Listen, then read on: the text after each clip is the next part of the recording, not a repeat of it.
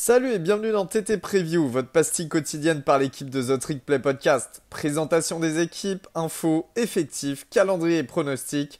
On peut le dire, we're back!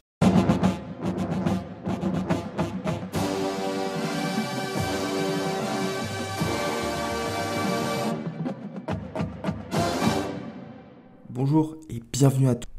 Nouvelle preview The Trick Play. Aujourd'hui, direction Houston pour y parler des Cougars, les Houston Cougars. Il y a beaucoup de choses à dire sur cette équipe. C'est une équipe dont vous entendrez certainement beaucoup parler cette année. Certains l'annoncent comme étant la future Cincinnati. Avant de justement parler de l'intersaison qui a été très copieuse et de la saison 2022, du roster notamment et du calendrier, je vous propose de faire un petit détour par la saison 2021 qui a été très très riche pour la troisième saison de Dana Holgorsen, le coach, puisque les Cougars terminent sur un bilan de 12 victoires pour 2 défaites.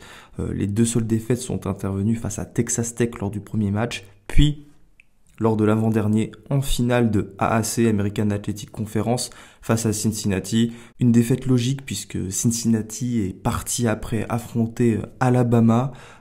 Jusque-là, rien d'illogique.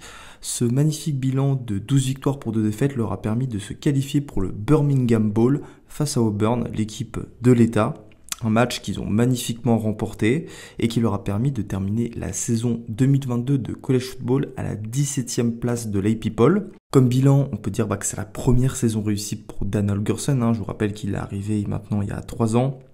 Ces 2 premières années avaient été compliquées avec des bilans à chaque fois négatifs et une gestion de l'effectif qui était notamment critiquée parce qu'il faisait redshirt tous ses joueurs, notamment les quarterbacks, de façon à ce que les quarterbacks aient tous en fait une année d'éligibilité supplémentaire. Par exemple, il les faisait jouer 4 matchs, pas plus, pour pouvoir préserver une année d'éligibilité en plus.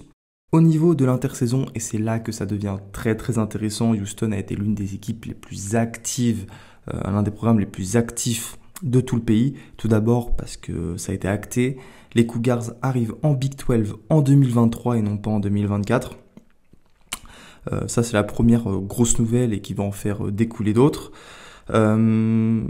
Notamment celle des moyens mis à disposition par l'université, par les boosters, les alumni qui ont de l'argent en fait et qui investissent dans l'université, puisqu'ils ont approuvé un investissement de 75 millions de dollars pour de nouvelles infrastructures, tout simplement pour rendre en fait le programme, pour mettre le programme de Houston au standard des équipes du Power 5, avec une fin de travaux prévue dès 2024. Donc voilà, Houston aura déjà une saison de Big 12 dans les jambes.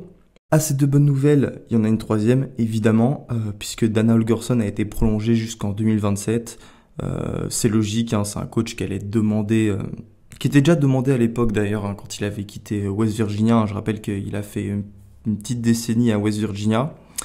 Cette prolongation s'est accompagnée évidemment d'une augmentation de salaire, j'ai envie de dire, méritée dans le paysage actuel du college football, mais surtout une augmentation de l'enveloppe pour payer les coachs assistants, chose qui est très très importante.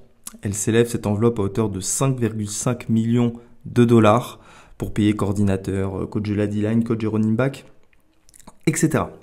Vous l'avez compris, une saison 2021 sportive excellente, pour pas dire exceptionnelle au regard en fait des dernières années, et une année 2022 qui a été ponctuée par cette arrivée en Big 12, ces investissements approuvés et cette prolongation du coach, du très bon coach qui est Dana Holgorsen.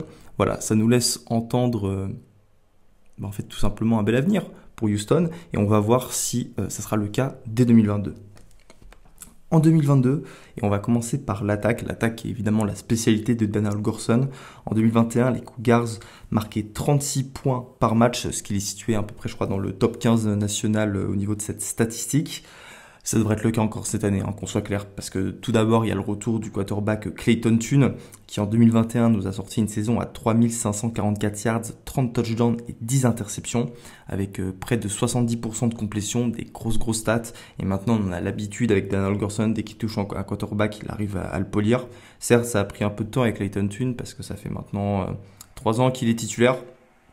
Mais ça y est, c'est le plus important, il est arrivé à maturité et je pense qu'il pourra encore s'améliorer, notamment grâce à une énorme room de receveurs, à commencer par la star de l'équipe, Nathanael Dell, qui a sorti une saison 2021, un magnifique cru à 90 réceptions, 1329 yards et 12 touchdowns. C'est des très bonnes stats pour un receveur et au niveau national, je pense qu'il est dans les meilleurs déciles à chaque fois pour chaque catégorie de statistiques. Il sera accompagné de Keyshawn Carter et de Matthew Golden. Matthew Golden, retenez bien son nom, un true freshman qui a impressionné lors des spring practice et qui était, anormalement très haut classé par les sites du recrutement. Je crois qu'il était 205 ou 206, un truc dans le genre, et c'est quand même des classements qui sont très rares pour une équipe comme Houston qui est plutôt habituée à recruter des joueurs au-delà du top 500 national. Et à noter aussi l'arrivée de Cody Jackson, le receveur, qui est un receveur star au lycée, mais qui n'avait pas pu prendre la place qu'il méritait à Oklahoma. Parlons des running backs. C'est un petit peu plus compliqué, les running backs. Si c'est plus compliqué, c'est parce que la star au poste, Alton McCastill, s'est blessé et il sera vraisemblablement absent toute la saison. Et qui avait sorti une campagne 2021 aussi exceptionnelle en tant que true freshman, 16 touchdowns, c'était énorme. Mais il faut se dire que derrière lui, il y avait quand même des très bons running backs, à commencer par Tyson Henry, qui lui pour le coup est un profil Aldous Vaughan de Kansas State, et dont Baptiste vous a fait la preview. Un petit running back qui émerge à 5-7 et qui a un profil qui est beaucoup plus aérien que McCastill, et c'est intéressant de voir comment il va prendre ce poste de titulaire. Je pense qu'il peut devenir ce running back très prolifique qu'était McCastill, et les coachs ont fait venir Brandon Campbell, un transfert d'USC, encore une fois un transfert d'USC qui était excellemment classé et qui est allé voir ailleurs, qui est allé voir en fait si l'herbe était plus verte ailleurs. Petit défaut quand même sur cette attaque, c'est la ligne offensive qui voit le retour que de 2 starters. Toujours un peu préoccupant de voir aussi peu en fait d'expérience commune, d'expérience collective. Maintenant, voilà, j'ai envie de dire, j'ai envie de voir. Ça m'embêterait vraiment que cette O-line limite cette attaque quand on voit les noms que je viens de citer. Passons à la défense. Une défense qui est en 4-2-5. Une formation chère au coordinateur défensif Doug Belk. Alors Doug Belk, je vous le dis, il va pas être longtemps coordinateur défensif de Houston. C'est un jeune coach qui est un peu une future star, j'ai envie de dire, au niveau défensif en CFB. Je m'attends à ce qu'il rejoigne une grosse université en tant que coordinateur défensif, ou pourquoi pas en prendre une plus petite en tant que head coach dans les 5 prochaines années. Il avait notamment été sur la shortlist de Notre-Dame pour prendre le poste de coordinateur défensif. Et évidemment, s'il a tiré tant de convoitises, c'est parce que sa défense en 2021 était aussi l'une des meilleures du pays, comme l'attaque. Ça fait beaucoup de superlatifs pour une équipe de Houston qui, ma foi, est quand même, je vais pas dire passé inaperçue, mais qui a été un petit peu cachée par les équipes habituelles, en fait, celles dont on parle le plus souvent. Et voilà, peut-être d'ailleurs c'était pas à juste titre, et ça me fait penser que je devrais plus en parler cette année et en faire plus de tweets. Si c'était l'une des meilleures défenses du pays, c'est parce que les stats le disent tout simplement. 6e en nombre de sacs, 12e en plaquage pour perte et meilleure défense en third down du pays. Une stat ô combien importante, c'est pas moi qui vais vous l'apprendre. Si on doit revoir un petit peu la profondeur des 3 lignes, donc la D-line, les linebackers et les DB, on va commencer par celle où il y a le plus de profondeur et le plus de talent, c'est la D-line, point douter. Vous le savez un petit peu, si vous suivez la NFL, Houston nous a habitués à sortir des first rounders depuis quelques années maintenant. Ed Oliver, rappelez-vous, Peyton Turner et Logan Hall. Peyton Turner plutôt, qui adore Elio, vous le savez, lui qui a été drafté au premier tour chez les Saints. Cette D-line sera composée, et là je vais vous citer 3 noms, qu'il y en aura 4 de titulaires. d'Anthony Jones, 6 sacs, 8,5 plaquages pour perte et 4 fumbles forcés en 2021. mais qui jouait que la moitié des snaps. Ça vous laisse dire, s'il arrive à avoir un plus gros moteur, les stats et l'influence qu'il pourrait avoir sur son équipe. Il sera accompagné de Derek Parrish qui était lui à 5 sacs et 12 plaquages pour perte. Et on termine par la force brute, le nose tackle Chidozie Nwankwo, un joueur d'origine nigériane. Voilà, cette D-line, ce sera la force de cette défense, qui sera d'ailleurs bien secondée par les linebackers. Alors là, je vous cite qu'un nom, c'est Donovan Mutin, qui est le capitaine de défense et qui fera un bien fou dans une défense qui a quand même perdu quelques joueurs. Et là, je pense au DB, puisque tu perds ta star Marcus Jones. Donc voilà, le retour de ce général de défense va apporter un petit peu de voix et de leadership, et c'est vraiment bienvenu pour une équipe qui sera attendue au tournant. Et voilà, c'est comme ça que tu réponds aux attentes que fixent les journalistes, les bookmakers et les supporters. Je reviens sur le poste de cornerback, Marcus Jones qui était aussi un petit génie en retour de coup de pied, lui qui a inscrit 4 touchdowns en 2021, record national. Meilleure perf nationale en 2021, qui pourrait être remplacé par Nathan Endale, d'ailleurs le receveur, et Demarion Williams, qui est aussi parti en NFL. Donc voilà, faut remplacer ces deux cornerbacks. Mais et je le dis depuis le début, Dana Holgorsen et Doug Belk font jouer quasiment tous les joueurs tout le temps. C'est cette politique du redshirt en fait. Les mecs qui vont jouer sur le terrain, ils ont déjà pas mal d'expérience, et c'est pour ça qu'on connaît déjà les deux remplaçants. Et on voit aussi le retour des deux safety titulaires. Le nickel, j'ai complètement oublié son nom, mais de toute façon c'est pas très grave. Ça va vite partir en name dropping. Le calendrier. Alors, vous savez, c'est un calendrier d'AAC, pas encore de Big 12.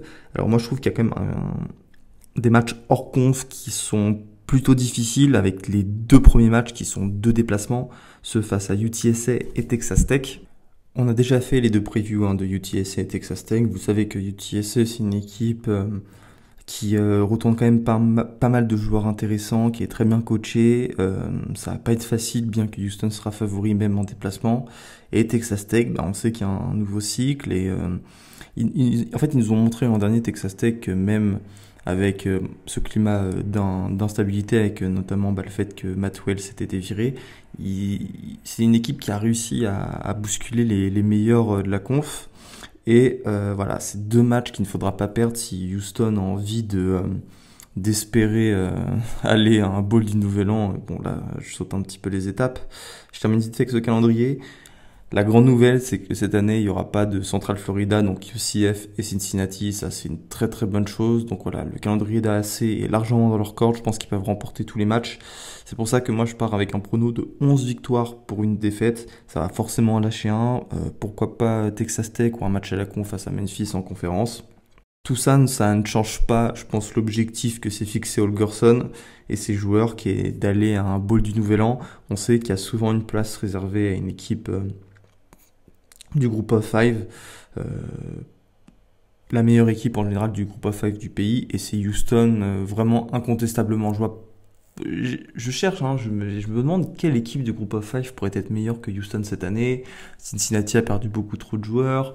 UCF, on connaît pas le quarterback. Enfin voilà, moi je trouve que Houston a quand même beaucoup d'arguments en sa faveur. Un super coach, une bonne défense, une superbe attaque avec le quarterback qui revient, ainsi que le meilleur receveur. Bon, certes, ils n'ont pas ce running back qui s'est blessé, ça va être préjudiciable, mais voilà, moi je me dis que Houston, c'est une équipe bien complète, qui se doit d'avoir on a des objectifs à la hauteur de la qualité de l'effectif. Voilà, moi je pars sur un bilan de 11 victoires et une défaite, et évidemment, ça c'est mon petit prono pour les 10 prochaines années, mais je pense que Houston a vraiment un avenir qui peut être brillant. Je vous ai cité, il y a de l'argent qui rentre dans le programme, ça n'hésite pas à investir. Ils vont arriver en Big 12. Houston, c'est quand même la 4e ou la 5e ville des États-Unis en nombre d'habitants. C'est un marché qui peut être hyper intéressant pour les joueurs. Ça t'offre une visibilité qui est assez importante. Je vous parle même pas de la Nile, surtout au Texas. Et puis les gars, le Texas, c'est quand même un terrain où, qui est fertile en fait, tout simplement. C'est c'est le meilleur état du pays pour recruter des prospects avec la Floride. Voilà, si Houston arrive à capitaliser sur tout ce qui s'est passé en 2021, en 2022, ça pourrait vite devenir une grosse équipe nationale. Peut-être que je m'enflamme un peu, mais voilà. Il y a vraiment en fait les fondations qui se dessinent et moi j'ai envie d'y croire. Sur ces derniers mots, moi je vous dis à la prochaine, certainement à demain pour une nouvelle preview de The Trick Play. Salut à tous!